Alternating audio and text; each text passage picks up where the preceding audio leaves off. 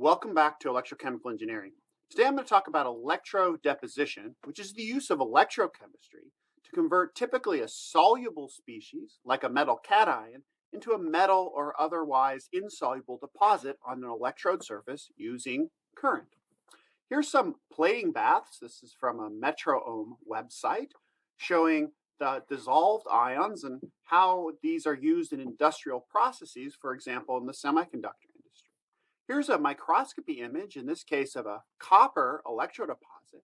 And notice that the electrodeposit really are micron or even nanoscale crystals of copper in this case. You can see the facets of these crystals. We'll talk about the growth of electrodeposits in terms of a crystalline model where atoms are attached to the surface and grow the deposit in a layer by layer typically fashion. So as I mentioned, electrodeposition is electrolytic deposition. It consumes electrical power to produce the product through the passage of current through an electrochemical cell. You have typically a cathode where the reduction occurs, though electrodeposition can also occur at an anode. We won't talk much about that. That's typically for metal oxide type species. But for metals, the deposition occurs at the cathode, and you get a conductive species usually, which allows the metal to keep plating on top of the already plated metal. Electroplating, for example, of metals on surfaces, is used substantially in surface finishing for chrome, which is used to protect metals from corrosion, for the fabrication of devices, particularly in the semiconductor industry.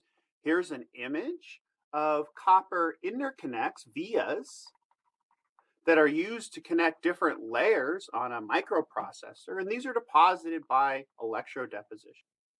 Typically, you have a cathode and an anode. The cathode is conductive to electrons. You can also electrodeposit on plastic, but if you do that on insulating plastic, you have to deposit via chemical means a seed layer. So one way to deposit a seed layer is to, for example, use a chemical reducing agent to reduce a little bit of your metal, some of which ends up on your cathode. Now, if you have a conductive metal cathode, we can drive an electrochemical reaction, copper 2+, in this case, plus 2 electrons, goes to copper metal. And in here, we have an anode. In this case, we have a consumable anode. And so, this case, the copper is actually getting stripped from the anode as it's getting deposited at the cathode, so the concentration in the bath doesn't change. Now, we can also use an inert anode, one that is stable under these conditions, for example, a platinum coil or graphite rod, and this would drive some other oxidative reaction, for example, the oxidation of the solvent, for example, to make oxygen from water. In the electrolyte, we have typically our metal ions. Often we can have buffering species to keep the pH constant in the electrolyte so we don't have pH gradients, and also additives that control the electrodeposition process, called these surface active additives, meaning they might have some functionality, some chemical functionality, where they bind to the surface and control how this copper deposits, control the morphology of this film. Electroforming is commonly used, for example, to make sheets of metal. In this case, copper or zinc is also made by electroforming. Here you have a rotating cathode. That rotating cathode is submerged in an electrolyte that sits between a gap between the cathode and the anode. The electrodeposition process occurs on the surface of that rotating cathode, and by the time a specific spot on the rotating cathode traverses through the entire cell, you have deposited the thickness of copper that you require for your application. Let's start with the basics. Faraday's law, of course, describes the mass of the deposit, or the moles of the deposit, relative to the amount of charge passed during the electrodeposition. So if I know the charge passed Q in coulombs, I know Faraday's constant, I know the number of electrons in the stoichiometric balanced reaction, and I know the molar mass of my deposit, I can get the mass deposited as a function of charge. Now, if I want to know the charge passed for an electrodeposition process, I have to take the current density here in Fuller and Harb is I, current density, typically in amps per meter squared, multiply by the area in meters squared to get current, multiply that by the Faradaic efficiency. Now remember, the Faradaic efficiency is electrons doing the process you want relative to all the electrons that are passed in the cell. So the Faradaic efficiency is 1 when every electron is doing the electrodeposition reaction you would like. We can get the total charge passed as just Faradaic efficiency times the total current times the time if the current and Faradaic efficiency are both independent of time. The thickness of the deposit is then straightforwardly calculated by the mass of the deposit divided by its density and the area of the deposition rate is then just the thickness divided by the time. This is going to be a distance per time that the film grows. The morphology of electrodeposits are very sensitive to conditions. Here's an example that Fuller and Harb provides from the literature. And these are copper films deposited at different current densities. And you notice that the feature size and the defect and gap size increases as you increase current density. Now let's dive in and talk about a microscopic physical picture for electrodeposition. Here is a schematic that shows the surface of a metal. You can think of each of these cubes as representing one metal atom. For example, a copper. In any given crystal structure, the atoms are going to arrange themselves into planes. And we can think of the surface as being made up as a stack of planes, one on top of the other. Now, the sites where the new atoms want to deposit, for example, if I have a metal ion in solution and I want to add it to the surface, the sites where it wants to deposit are where that new atom can make the most contacts with the existing atom. So in this case, this cube can make 1, 2, 3, 4, 5 contacts to existing atoms. 5 of its 8 faces will make bonds with the existing atoms on the surface. So this is a low energy site for deposition. Now this ion in solution can transfer to the surface, and it can also sit at a surface site that only has one face in contact with existing metal surface. This is going to be a high energy site. So add ions or add atoms sitting on the surface. The difference between an add ion and an add atom is an add atom typically we consider to have been reduced by an electron from the surface, where an add ion might not yet have captured an electron from the surface. These species, though, because they're high energy, because they aren't able to bond effectively through many different existing surface sites, will typically hop around the surface due to thermal energy until they find a lower energy site to sit permanently at. For example, this add ion or add atom via surface diffusion will eventually find a kink site where it will sit happily. Or it might find an edge site that at least has 2 faces of the cube bonded to close by existing surface atoms. Then it might move on this line of this step edge to find a kink site, which is really the lowest energy site for deposition. You can have other types of defects on these surfaces. For example, here's a depiction of a vacancy site where there's a hole in the lattice. This, of course, takes energy to form vacancies. So when we think about the process of electron, we think about the transfer of ions in solution to all these different sites and the subsequent movement of the higher energy sites with time towards lower energy sites that tend to be thermodynamic sinks, tend to be locations where the atoms like to stay once they're deposited. During growth, we can think about clusters forming from, for example, multiple add atoms. And these clusters are going to lower their energy. If I have individual add atoms on the surface, if they assemble into clusters, notice now each specific atom is making more bonds to other atoms. It's typically going to be more stable configuration. We can think about these little clusters as new nuclei. Nuclei are small crystals that have sites for further growth. Notice they have lots of edge and kink sites where additional add atoms could diffuse to and continue to grow this process. So let's think now about the steps that drive electrodeposition. First, a hydrated cation must approach the surface. I'd like you to think about what are the forces we've learned about in electrochemistry, the driving forces that cause this to happen. Then, once it approaches the surface, it must get close enough for an electron transfer event to happen. Remember, electrons transfer via tunneling, so you might want to think about what are the factors that will govern how fast the electron transfer step is relative to how fast the ion can approach the surface. We'll discuss this more in class. Now, when you start accumulating these surface add ions or add atoms, a new phase must be formed. That means you need to nucleate the material, for example, this cluster. Those nucleated clusters can grow by adding new atoms on the edges. The surface mobility of these absorbed add atoms or add ions is therefore very important in determining the rate of growth. Because if this species does not find a low energy site fast enough, it might just desorb from the surface and go back into solution. Remember, any step that can happen in the forward direction can also happen in the reverse direction.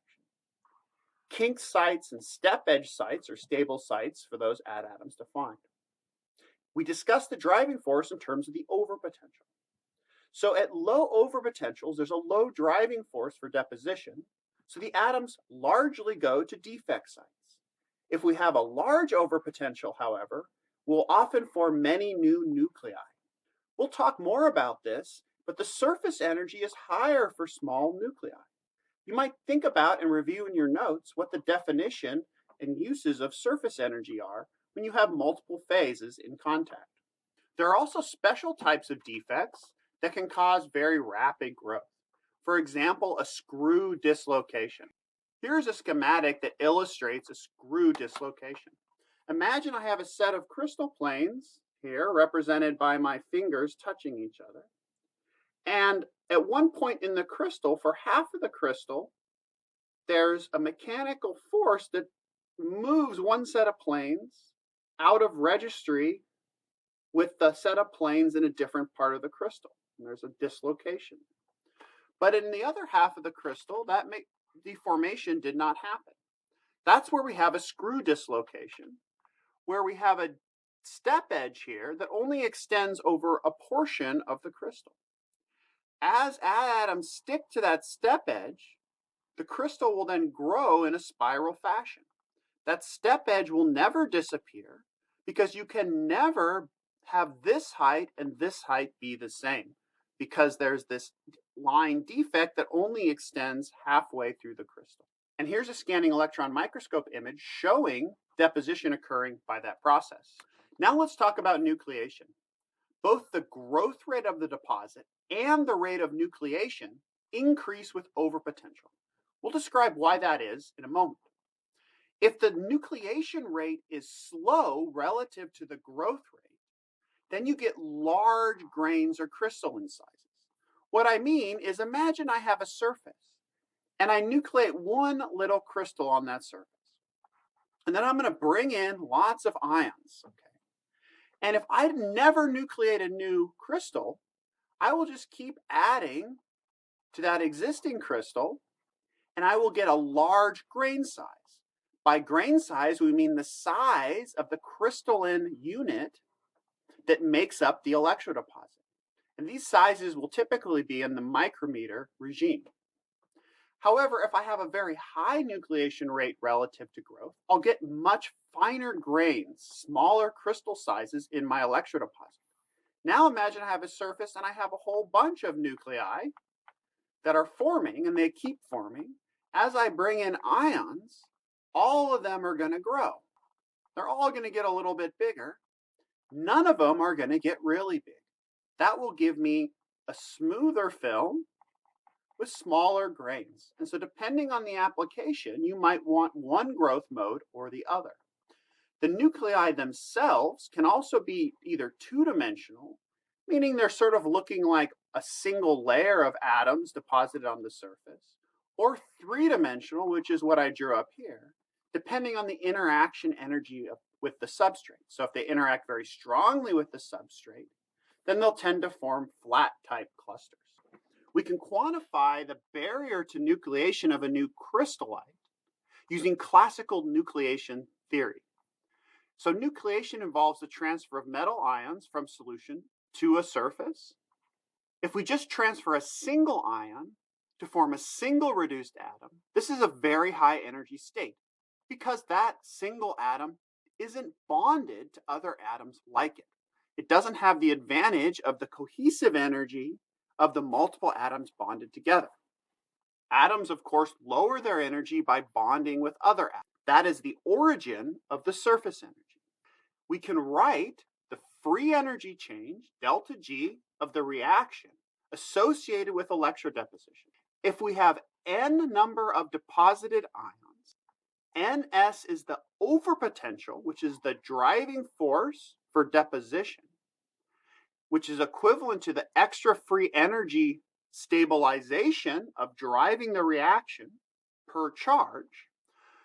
The thermodynamic voltage-related driving force is related to the number of ions deposited times the charge on each ion times the fundamental charge, Q, times the overpotential. As I increase the overpotential, therefore the deposition reaction becomes more thermodynamically favorable, as we've learned from simple Butler-Volmer theory. Now, that's not the only term we need to take into account. Remember, what we're forming is a new surface, a new interface. Imagine I'm depositing these atoms, and this overpotential is measured relative to the bulk phase. So this is the driving force for deposition relative to forming a bulk crystal. But this little nuclei is not a bulk crystal. Many of these deposited atoms don't have all the nearest neighbors they would have in a bulk crystal. They have unsaturated surface bonds. And we need to take into account the free energy penalty of having unsaturated surface bonds. And when we do that, we see that as we increase the number of atoms in our electrodeposit, the energy of reaction goes down, and the slope of how the energy of reaction goes down depends on the applied overpotential. And that's because the free energy per atom deposited increases as we have a larger driving force. Also note that there is a peak to this free energy curve. That means that the first 10 or so atoms I deposit for this particular driving force, it actually takes free energy to do that. So this is an activation barrier. And getting over that activation barrier requires thermal energy to drive the system to form this arrangement of nuclei on the surface. We call this the critical nuclei size. And the energy to reach that critical nuclei size represents the barrier to nucleation, the kinetic barrier. The size of the critical nuclei, whether it's 10 atoms or whether it's, say, 90 atoms, depends on the applied overpotential. So small overpotentials yield systems where it's hard to form new nuclei, whereas large overpotentials make it easier to form new nuclei. Let's work through this nucleation barrier for a specific case of 3D nucleation and do so in a quantitative way. Here's the equation for the total free energy of the reaction of electrodeposition that I wrote before. And this term here is what we need to figure out, the surface energy term. The surface energy term is going to be given by the area of the electrodeposit times the surface energy per area. Now we're going to make use of the general relationship between surface area and volume. The surface area of any given object cubed is related to its volume squared times some factor. We'll call that factor B, that depends on the geometry. So in a very simple case, you can imagine a sphere, and the volume of a sphere is given by the radius cubed, or related to the radius cubed, where the area is related to the radius squared. And that's how you can see very simply this relationship work out. We're also going to define Vm as the volume of a single atom in the phase. So the total volume, big V here, is just the volume of the single atom times the number of ions deposited. So, given these definitions, we can rewrite the surface energy term as a function of the volume, the surface energy per area of interface, the surface or interface energy per area, and this B term, which is a purely geometric constant. If we plot this equation versus n, we get the plots like we showed on the previous slide. Now, if we want to know the peak in the free energy for the system, we can simply take this equation, take the first derivative with respect to the number of species deposited, and set it to 0 to find the n where we have maximum. And this is called the critical nucleus size. It's the minimum size the nuclei must obtain for a given overpotential and a given surface energy, such that additional ions, when they deposit, lower the free energy of the system. So once you reach the critical nucleus size, the system is poised for rapid growth because you're no longer marching uphill. It's all downhill from here. When you're trying to march uphill, the system wants to relax back down in free energy. So this is a thermally activated process where very few of the nuclei can grow to the critical size, for example, under this condition, where a lot more of them can grow to the critical size and the larger driving force. The activation barrier for nucleation is thus the free energy of this critical nuclei, which you can easily solve for with just a little algebra.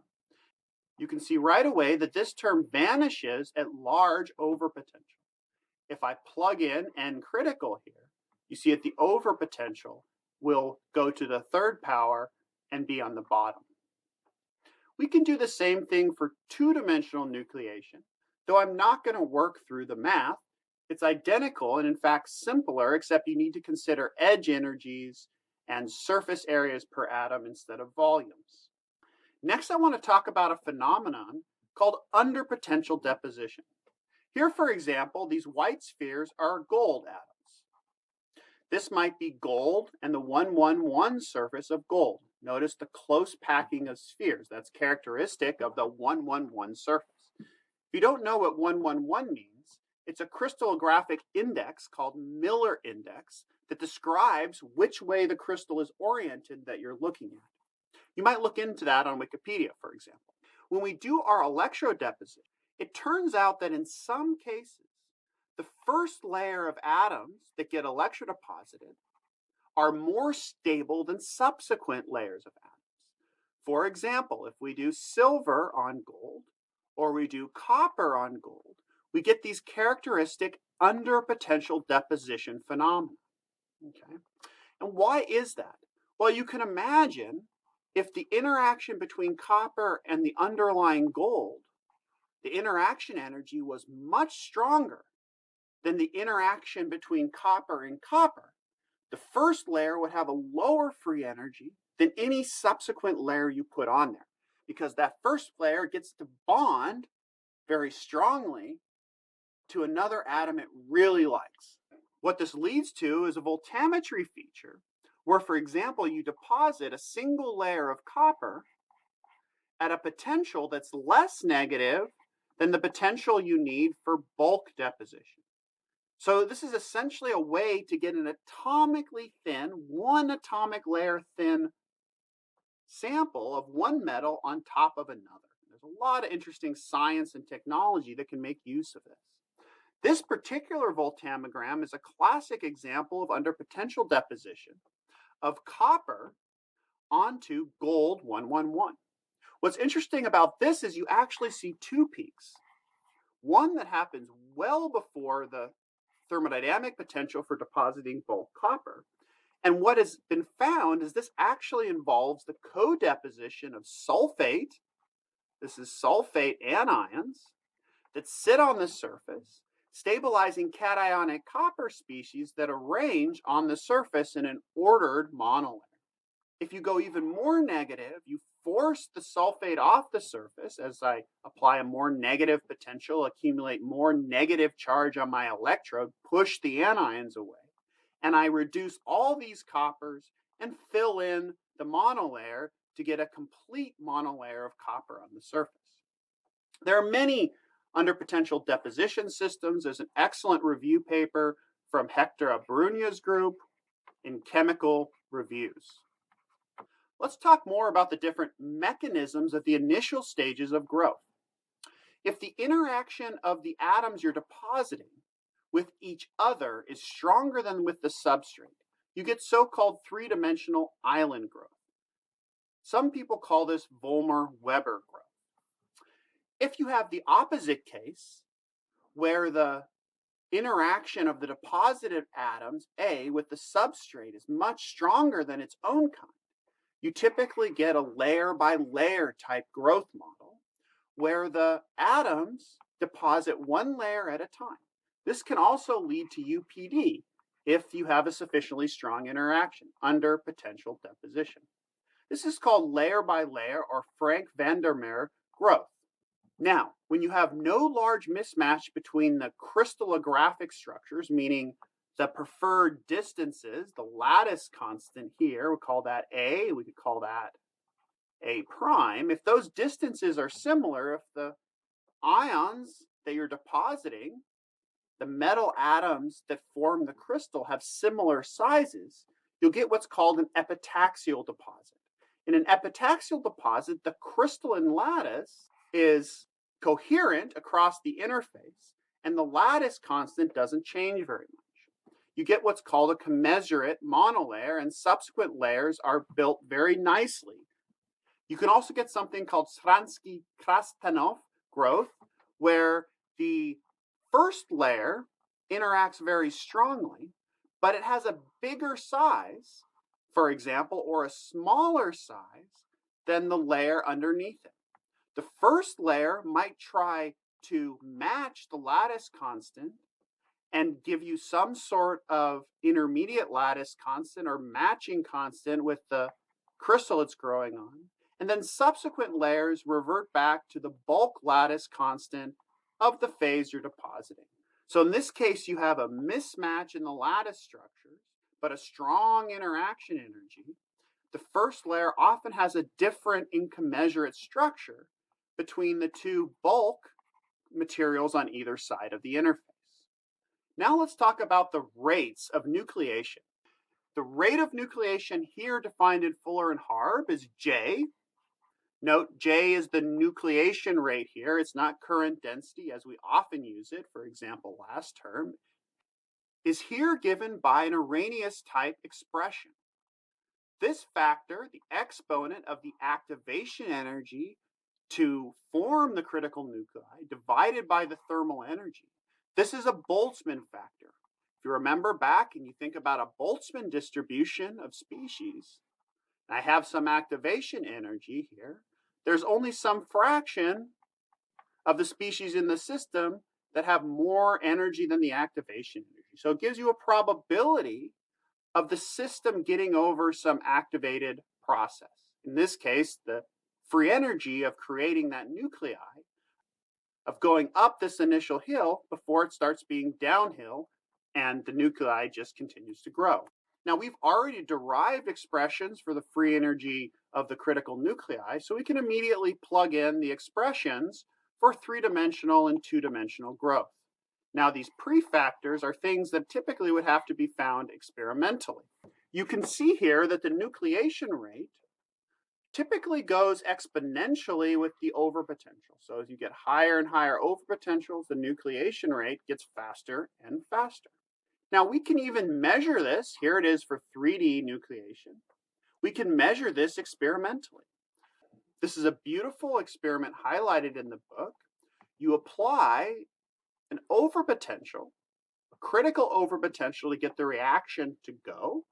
And we're going to change that overpotential here between 92 and 84 millivolts. We're going to apply it for some time, 1, 2, 3, 4, 5 seconds, for example. And then we're going to remove the overpotential, allow those nuclei that were formed to grow until we can see them, for example, with an optical microscope, and count them. And the authors just counted the number of nuclei that are present on their surface as a function of time and as a function of the overpotential. And as you can see, when you have a larger overpotential, nuclei form much faster than when you have a smaller overpotential, completely consistent with this theory. Now, if we take the initial rates here, those are the slopes from this plot, the rates in which the nuclei form. This is J here. And we plot the natural log of J versus 1 over the overpotential squared. We're linearizing this expression here. We get a straight line. The straight line, what does that tell us? Well, the straight line is directly related to all these factors here in the exponent. Now let's consider how the nuclei grow once they've already started. During initial growth, the nuclei are sufficiently far apart to behave independently. So we can take the total deposition current as just the sum from each individual nuclei. So let's consider one nuclei and think about one nuclei and what it does. And then if we want the total current for our electrode, we just need to multiply by the number of nuclei. Now, of course, this is only going to be true if the nuclei are sufficiently far apart that this nuclei and this nuclei, they don't compete for the same ions from the electrolyte. Let's first consider kinetically limited growth. Kinetically limited growth means the kinetics are slow relative to the mass transport. What does that mean for mass transport? That means the concentration of metal ions at the surface is essentially constant. So remember when we did chapter 1 Barden-Faulkner, okay, and we had a delta, a stagnant layer width, and we were thinking about the concentration of, say, O as a function of position from x equals 0, where my electrode is. If it was mass transfer limited, we got a linear gradient in the concentration of O out to the stagnant layer. But if it was purely kinetically limited, the concentrations are the same everywhere because the delivery of species to the surface is much faster than the rate at which the surface can react. Now, the total current will in fact increase with time as the nuclei grow. So let's work through how that goes. The change in mass of the deposit with time is equal to the density of the deposit. Density is just mass per volume times the change in volume per time. Now, we can rewrite the volume as the surface area times the radius or width of the deposit. So this is, for example, a cylindrical model of the deposit. If we deposit at a constant current density, now we can rewrite the size of the cylinder we deposit and its time dependence using Faraday's law and the current of deposition, because we know how much current leads to how much material, and we know we're depositing a cylinder. That gives us this expression. You might want to work out how exactly Fuller and Harb get to this. So we take from above the expression here for the change in radius per time, dr dt, is just equal to the current times the molecular mass of the electrodeposit divided by its density times the number of electron transferred times Faraday constant. We can integrate that from r equals 0 at t equals 0 up to some time t. So we integrate both sides from 0 to t. And we can get the radius of the electrodeposit at any given time. This is assuming a constant height of the nuclei. And if we know the radius is a function of time, we can also calculate the current as a function of time. It's just the surface current density times the area over which the electrodeposition can occur. This term is just the area of the sides of this cylinder of electrodeposit, the shaded area. And this is the direction it's growing. So if we want the total current, it's just the current density times that term. We can plug in now for the radius of the deposit as a function of time to get this expression. We can derive a 3D hemispherical growth in the identical way.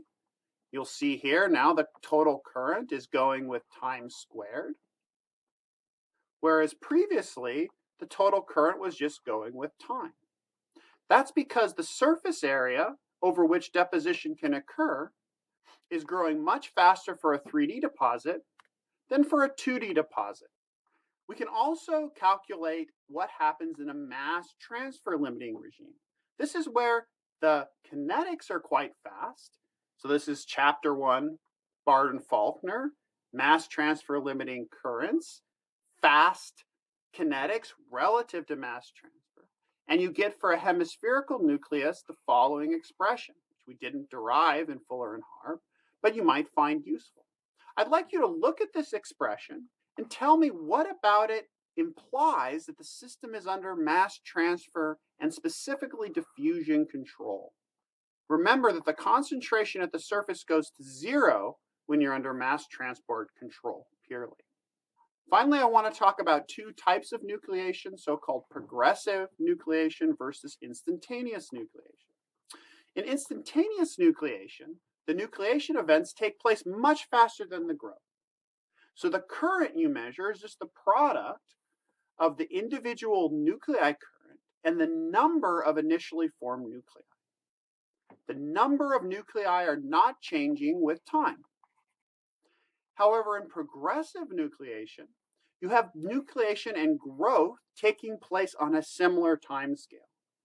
So the current increases as a function of time, both due to increasing radii, increasing surface area over which you can deposit, but also because you're nucleating new spots for the material to deposit on. Therefore, in this case, the number of nuclei is increasing as a function of time. And Fuller and Harb derive expressions for different situations where you have progressive, kinetically limited, or mass transfer limited 3D or two-dimensional growth. It's also important to remember that eventually the nuclei will coalesce, and you cannot assume that they are non-interacting. So many of these theories are really only good for the initial stages of electrodeposition. If you have 2D growth, eventually the growth will just stop. You have filled in a two-dimensional layer and you can't grow in the third dimension. The total current in instantaneous and progressive nucleation are given here, where NO is the ultimate number of nuclei that form. So just to plot this in Fuller and Harb, in instantaneous nucleation, the current peaks rather quickly because you have all the nuclei already formed at time equals 0. Whereas in progressive nucleation, you're forming nuclei as a function of time. So it takes longer to get to the peak current. Now let's talk about the deposit morphology. The growth rate differences in given crystal planes can have a huge impact on the morphology. So some planes of crystals are more stable than others. The unstable planes will generally grow faster and try to eliminate themselves. The addition of additives is also important. We'll talk more about that on the next slide. At low overpotentials, deposition is typically limited by surface diffusion of the addions or addatoms, as there is insufficient driving force for nucleation, i.e. the creation of new sites of growth. And you get growth primarily at kink sites. But as you go to high overpotential, you have more addions or addatoms, and you get growth in many more sites. You get nucleation all over your sample. High overpotential leads to mass transfer effects, diffusion limited aggregation type growth. For example, fractal-like dendrites start to grow at higher overpotentials. We'll talk about some of that in a moment. High quality deposits are usually deposited around 100 and 1,000 amps per meter squared. Sometimes also people use pulse plating, where you do a pulse of high current or voltage, and then a rest period. I'd like you to think about why this is and talk about it in class. Here's a general schematic showing the morphologies of different electrodeposits as a function of the overpotential and the current density.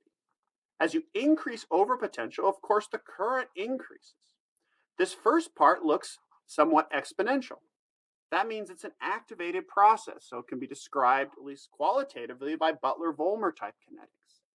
As you increase the driving force, you go from growth at defects, for example, spirals, to growth at ridges, to growing small-grain polycrystalline materials, where you have lots of nucleation growing on, to a region where you start having mass transfer limits, and you start growing nodules, dendrites, and whiskers, even powders at very high current densities, until you reach the mass transfer limiting current and eventually start evolving hydrogen, and you just can't deposit any faster. One thing I'll mention is dendrites. Dendrites are common in lithium ion and other battery technologies when they're charged too fast. This is because deposition occurs under mass transport control, and surface irregularities are amplified in height. So if I have a nuclei here that's a little bit higher than elsewhere, it'll be easier for the new deposits to grow there, and this region will grow faster and faster and faster as it reaches out towards the other electrode. Now let's look at a video provided by ELCell showing the growth of these types of dendrites. Here's a schematic of the video I'm going to show you. There's an optical window, there's a graphite working electrode, a lithium metal counter and reference electrode, a separator material that's below, and a copper current collector. You can see in the upper corner here the current voltage behavior we're going to be measuring. And this is just an optical microscope image of that gap where we're going to watch what happens to the lithium being stripped and plated. Let's watch it now. Here's a time-lapse video. Here we're charging one side of the electrode. We're inserting lithium on this side. And now we're going to strip the lithium out of this side and plate it back on the lithium metal. Notice the plating does not happen uniformly. It happens in these dendrites. That's because the reaction is mass transfer controlled. And once local regions move further towards the other electrode, they are preferentially deposited. As we go through multiple cycles, you'll notice some of the lithium isn't reconverted and reattached to this electrode. And the dendrites show up in different spaces, and you have pieces of lithium that are now free floating in our cell. So this is a beautiful optical microscopy experiment directly showing you how plating and stripping cycles can lead to degradation in batteries, and how fundamentally understanding the role of nucleation and growth during electrochemistry helps people design better lithium metal batteries and solid state batteries. Finally, I'd like to talk about additives. Additives are usually organic, and they control the nucleation and growth by interacting with the ions in solution or with the surface. Here's a number of additives that are used for these different metals and these different conditions. You can look here at some of these data adapted from Derek Pletcher, who's a very well-known electrochemical engineer. Organic additives, usually complex ions in solution, increasing solubility and stability of those ions of the plating baths. And they also absorb on the deposit's surface, impacting the deposition by changing the concentration of growth sites, changing the concentration of addions, and the rate of surface diffusion. You could imagine if you change the surface chemistry, you're going to change the surface diffusion. Brighteners reduce the deposit roughness, leading to better light scattering, hence why they're called brighteners. They enhance the nucleation rate. They stabilize really small grains by lowering that surface energy term. Remember, gamma is the surface energy. If I lower the surface energy, if I create it easier to make new surface, I'm going to be a brightener. Levelers are molecules that preferentially absorb on the high areas of your electrodeposit that reduce the deposition rate locally. This allows the high areas to grow slower than the low areas and allows the deposit to grow more evenly. So you don't get this runaway dendrite type fractal growth. Structural modifiers might change the crystal orientation by absorption on specific facets of the crystal and changing the surface energies in controlled ways. Wetting agents are usually surfactants that reduce the surface tension. They also prevent hydrogen bubbles from adhering to the surface. So if a hydrogen bubble, for example, adheres to your electrode, say you have a metal, and you get a bubble here, that bubble is going to dramatically affect your morphology if it just sticks there, because now your new deposit is going to go around that bubble. So you really want the bubbles to leave fast. In the semiconductor industry, they also refer to these as accelerators, suppressors, and levelers. Here's an example mechanism of a leveler. The levelers chemically bind to the metal surface. They are bulky, big molecules with big chains on them. They can only fit on the surface in areas with high curvature. Imagine I have a surface which has regions of concave down and regions of concave up. In concave down, if I have a big bulky molecule, they won't be able to fit. They'll run into each other. But in this region, in this concave up region, I have more area to pack these big bulky molecules, and they'll stick. So these areas won't have the levelers. Well, these areas will, and the deposits will grow preferentially here. Pretty neat. So that's all I have for you today. I look forward to discussing this with you in class.